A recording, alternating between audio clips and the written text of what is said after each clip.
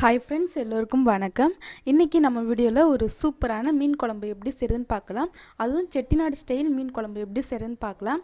இந்த மீன் குழம்பு பண்ணுறதுக்கு அடுப்பில் ஒரு பேன் வச்சுருக்கேன். பேன் நல்லா சூடானதுக்கப்புறம் இதில் வந்துட்டு தனியாக சேர்த்துக்கலாம்.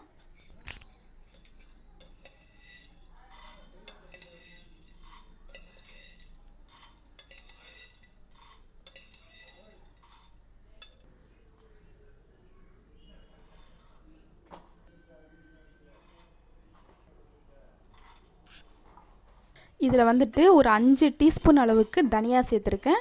ஒரு 1/2 டீஸ்பூன் ஜீரகம், 1/2 டீஸ்பூன் மிளகு, 1/2 டீஸ்பூன் சோம்பு, இது எல்லாமே சேர்த்துருக்கேன். அப்புறமா இது கூடவே ஒரு 1/4 டீஸ்பூன் போல் வெந்தயம் சேர்த்துக்கலாம். மீன் குழம்புக்கு வெந்தயத்தை இந்த மாதிரி பொடி பண்ணி சேர்த்துக்கிட்டோன்னா மீன் குழம்பு இன்னும் டேஸ்ட்டாக இருக்கும். இப்போ இது எல்லாத்தையும் நல்லா வறுத்துக்கலாம்.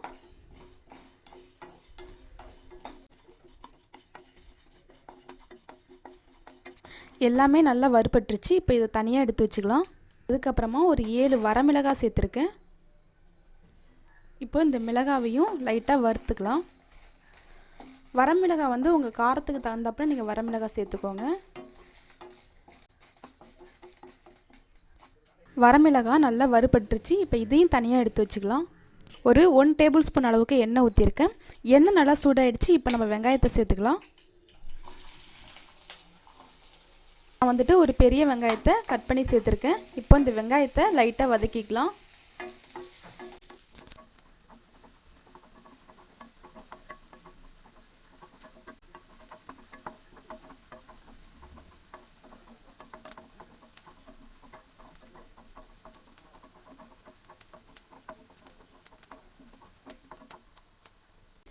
வெங்காயம் லைட்டாக வதங்கிருச்சு. இப்போ நம்ம தக்காளி சேர்த்துக்கலாம்.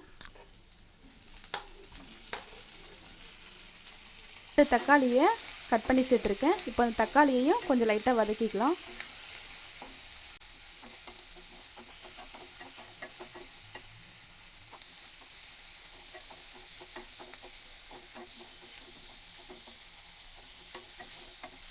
பாருங்கள், தக்காளியும் நல்லா வதங்கிருச்சு. இப்போ நம்ம இதில் தேங்காய் சேர்த்துக்கலாம். தேங்காய் வந்துட்டு ஒரு 1 டேபிள் ஸ்பூன் அளவுக்கு தேங்காய் சேர்த்துக்கிறேன்.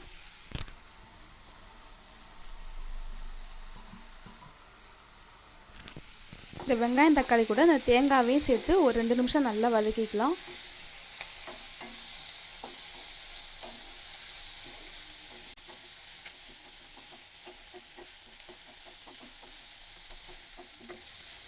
அவ்வளோதாங்க, தேங்காய் சேர்த்து ஒரு 2 நிமிஷம் நல்லா வதக்கி விட்டாச்சு. இப்போ அடுப்பை ஆஃப் பண்ணிவிட்டு இது நல்லா ஆறுனதுக்கப்புறம் நம்ம ஆல்ரெடி வறுத்து வச்சுருக்கோம் இல்லையா, மல்லி, வரமிளகாய், இது எல்லாத்தையும் சேர்த்து ஒன்றா ஃபைன் பேஸ்ட்டாக அரைச்சிக்கலாம். பாருங்கள், இப்போ குழம்பு பண்ணுறதுக்கு அதே பேன் வச்சுருக்கேன். பேன் நல்லா சூடானதுக்கப்புறம் இதில் எண்ணெய் ஊற்றிக்கலாம். எண்ணெய் வந்துட்டு ஒரு 3 டேபிள் ஸ்பூன் அளவுக்கு எண்ணெய் ஊற்றிருக்கேன். மீன் குழம்புக்கு கொஞ்சம் எண்ணெய் கொஞ்சம் எக்ஸ்ட்ரா ஊற்றினாதாங்க குழம்பு நல்லா டேஸ்ட்டாக இருக்கும். இப்போ இந்த எண்ணெய் நல்லா சூடாகட்டும். எண்ணெய் நல்லா சூடாகிடுச்சு. இதில் 1 டீஸ்பூன் அளவுக்கு வெந்தயம் சேர்த்துக்கிறேன். மீன் குழம்புக்கு வெந்தயம் தாங்க ரொம்ப முக்கியம். நான் எடுத்துருக்கிற மீன் வந்து கட்லா மீன். ஸோ கட்லா மீனுக்கு வந்துட்டு பூண்டு நிறைய போடக்கூடாது, குழம்போட டேஸ்ட்டே மாறிடும். அதனால் ஒரு 4 பல் பூண்டை மட்டும் நல்லா தட்டி வச்சுருக்கேன். அதை வந்து இந்த வெந்தயத்தை கூட சேர்த்துக்கிறேன்.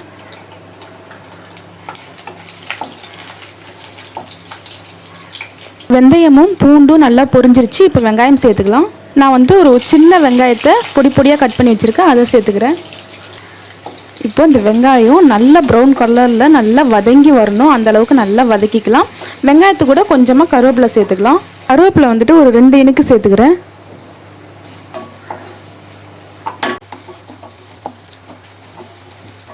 இந்த வெங்காயம் நல்லா வதங்கி வரட்டும்.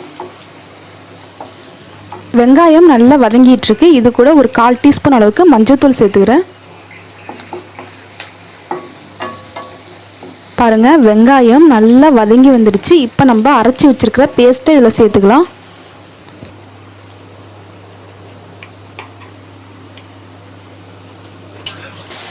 இப்போ இது எல்லாத்தையும் சேர்த்து நல்லா இந்த எண்ணெயில் நல்லா வதக்கிக்கலாம். அப்போ தான் குழம்பு நல்லா கொதிஞ்சு வரும்போது நல்லா எண்ணெய் பிரிஞ்சு வரும், குழம்பும் நல்லா டேஸ்ட்டாக இருக்கும். இப்போ இது எல்லாத்தையும் சேர்த்து நல்லா வதக்கிக்கலாம்.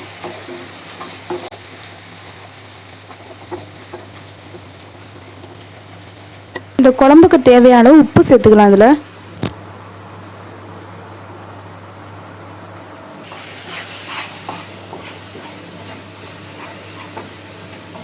நல்லா வதங்கி 4 சைடு எண்ணெய் பிரிஞ்சு வந்துருச்சு. குழம்புக்கு தேவையான அளவு தண்ணி எடுத்து அதில் புளியை கரைச்சி வச்சுருக்கேன், அதை சேர்த்துக்கிறேன்.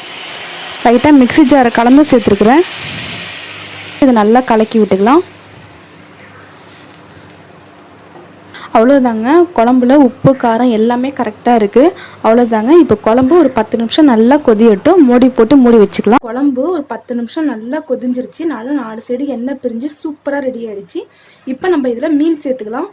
நான் வந்துட்டு இன்றைக்கி கட்லா மீன் எடுத்திருக்கேன். கட்லா மீனை ஒரு மணி நேரத்துக்கு முன்னாடியே எடுத்து நல்லா வாஷ் பண்ணிவிட்டு அதில் உப்பு, மஞ்சத்தூள், மிளகாத்தூள் 3த்தையும் போட்டு நல்லா மிக்ஸ் பண்ணி வச்சுருக்கேன். இதை இது கூட சேர்த்துக்கிறேன்.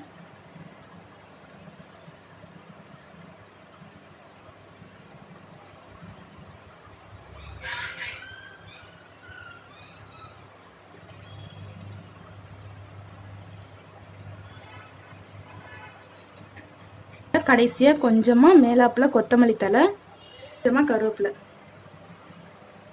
இப்போ இது எல்லாத்தையும் சேர்த்து நல்லா மிக்ஸ் பண்ணி விட்டுக்கலாம்.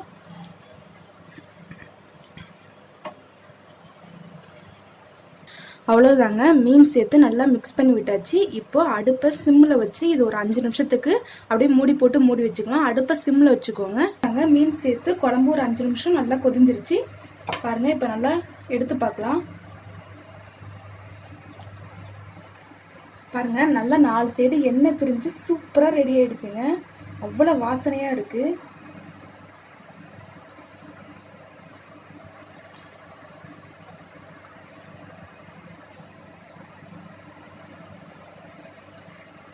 நம்மளோட சுவையான செட்டிநாடு மீன் குழம்பு சூப்பராக ரெடி ஆகிடுச்சு. நீங்களும் உங்கள் வீட்டில் இதே மெத்தடில் ட்ரை பண்ணி பாருங்கள். ரொம்ப ரொம்ப ரொம்ப டேஸ்ட்டாக இருக்குது.